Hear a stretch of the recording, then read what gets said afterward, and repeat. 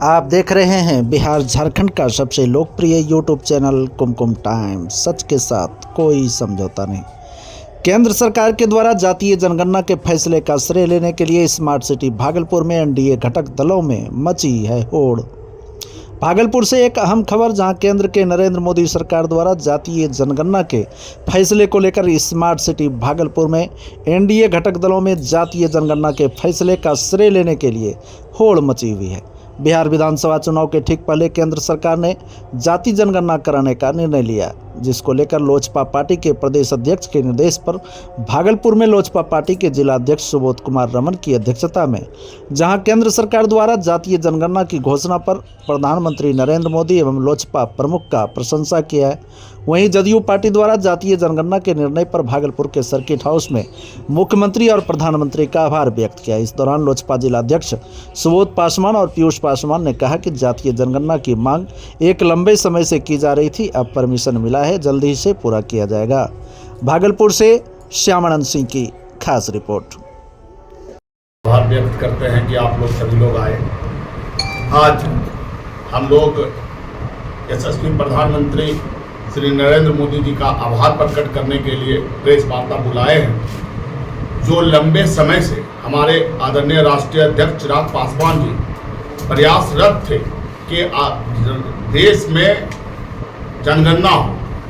जनगणना से हमारे देश में लाभ ये होना है कि जो भी जिस भी जाति के लोग दबे हैं, निश्चित रूपेण उसकी कितनी संख्या है वो उभर कर आएगा और उस जाति को किस तरह से जो है उठाया जाए, उस जाति को किस तरह से मेन लाइन में लाया जाए, इसके लिए जो है प्रयासरत सरकार की तरफ से की जाएगी। जितनी जिसकी हिस्सेदारी उसकी उतनी भागीदारी। निश्चित रूपेण ये बोलने का शब्द बन गया था, ये जनगणना के बाद ये चीज साबित हो जाएगा कि जिसकी जितनी भागीदारी उसकी उतनी हिस्सेदारी। निश्चित रूपेण इससे देश के नीचे पौधान पर जो जाति खिसक चुका है, निश्चित रूपेण उसको सभी से मिलजुल कर चलने में सहूलियत होगी। सब लोग मिलजुल कर चलेंगे और यशस्वी प्रधानमंत्री जी और सभी जितने भी एनडीए के घटक दल हैं, सबका आभार व्यक्त करते हैं कि सब लोगों ने के प्रयास से ये जनगणना तय हुआ है। चुनावी घोषणा तो नहीं है मंत्री?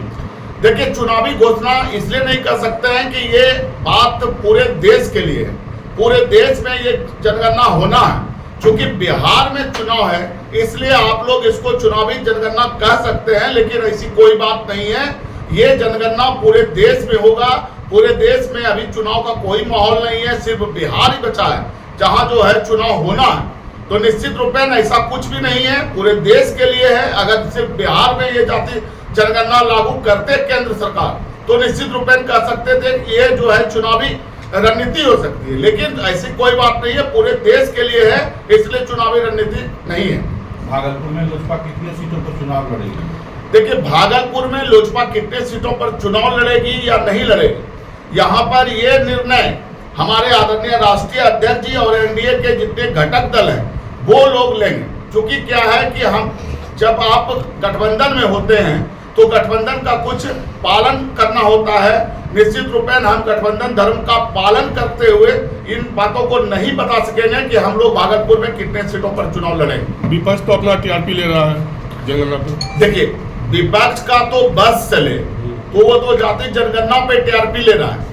वो तो ऐसा देश में यशस्वी प्रधानमंत्री जी ऐसे ऐसे चीज को लागू कर रहे हैं जिसपे उनका वोट बैंक खराब हो जाएगा, जिसके कारण वो टीआरपी नहीं ले रहे हैं।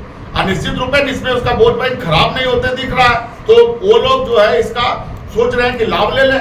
हम राहुल गांधी के कहने से होने लगे, कितने दशक तक उसके जो है परिवार के सदस्य इसमें जो है प्रधानमंत्री और उसके जो है सपोर्ट से प्रधानमंत्री। कई राज्य में ऐसे राज्य है जहां जो है कांग्रेस की जो है पूर्ण बहुमत की सरकार है, लेकिन वहां कहीं भी ऐसा प्रयास नहीं हुआ है। निश्चित रूपेण सही समय पे सही चीज, सही निर्णय लेना यशस्वी प्रधानमंत्री जी योग करते आए हैं और करते रहेंगे।